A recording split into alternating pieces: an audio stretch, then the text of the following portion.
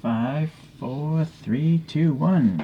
That's the intro to a TV show called Thunderbirds, and yeah, so it's an old like puppet TV show by Jerry Anderson, and they're not really entertained by the puppets, but they had all these cool vehicles, many vehicles in this TV series. So you might want to look it up. You can find some of it on YouTube and stuff like that. All right. Anyways. These are a line of Chibikkos by ChoroQ or Takara Tomitech. This says 2004 here in the box. I'm not sure if the camera shows it, but inside you could have either Thunderbird 1, 2, 4, the Mole, or Fab 1. I believe Thunderbird 1 is this rocket looking thing. Yep. Thunderbird 2 is probably the most famous one. It's like a drop ship. 3 is a space rocket. 4, I think, is a submarine, and then 5 must be the space station, but that's not listed here. The Mole is a digging thing. Yeah, that thing. Oh, duh. I didn't even look at these. And then Fab 1 is driven by the lady Penelope there. Okay, so that gives you an idea of what's coming here. And these are totally sealed, so let me get a knife here. I got a new one off eBay, a cheapo. Pretty good though. I like this knife. Well, that's pretty heavy. Why would you have tape if it's glued? let me cut this one here. This tape. But it's glued. Yeah, so I don't understand the logic behind that. That makes no sense. Alright, anyways, let's get this thing open, and it seems like Thunderbird 1 is in this one. Okay. So it's in the baggie. I actually have the full-size ChoroQs of these we're going to compare to, but before that. And let's look at number 2. This time the tape is like worn off, but still, it's probably glued, right? Yep. So, very strange.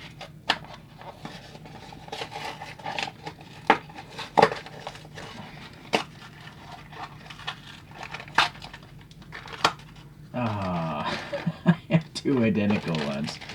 Such is the problem with blind boxed goods. I guess I should have opened it nicer, because I'm going to have a hard time reselling that. Well, that's going to go back in there and be sold. I mean, I had to open it to see what's inside. Okay, well, I just have Thunderbird 1 to talk about today. I bought these locally at a diecast show. Well, there it is in vertical mode. So it's quite cartooned. I mean, this thing is pretty goofy looking as it is, but this is foreshortened quite a bit, so it looks very cartoony. Alright. So it actually does have printing here. It might be hard to tell. There you go, in that light. Thunderbird 1. And then over here it says TB1. This thing is supposed to be like a VTOL. You can switch over to this mode, and then the wings, help it fly. The wings don't go in and out though, like they should. More tempo here, TB1, and then the rockets, no paint inside of any of them though. And then we have a Chibikko motor with a, not sure if I've ever seen that wheel before. Just a little wheel here snapped in, so screw holding that together. So yeah, seems like that would go really fast actually. Alright, some black painted detail around the nose cone though, and these little vents here. But none in here. Alright, that's it, I guess. So let's compare it to a couple other ChoroQs.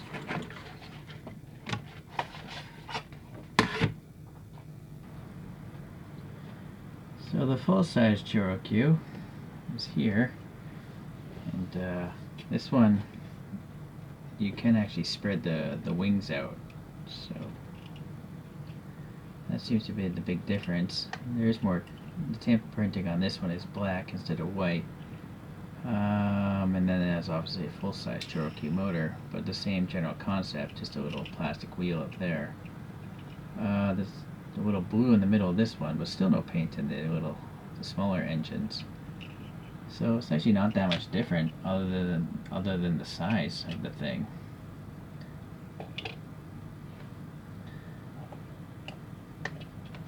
Let me get those wings out a little bit to try to mimic that position. So there you go, that's the size difference between a normal and the Chibikko. Okay. So I've shown, you know, these Thunderbird vehicles in a different review if you want to look into that, but here's the mole, here's Fab 1, and here's Thunderbird 2. So they're pretty big. Very big, actually. That mole is huge. So let's compare to a couple other ChoroQs now. We'll just leave these two up.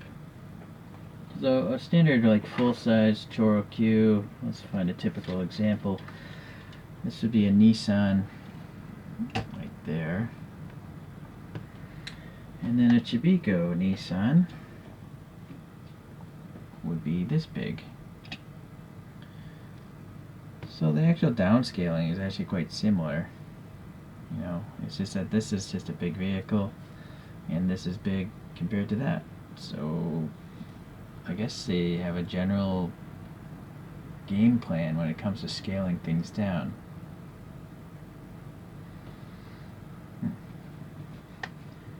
Alright.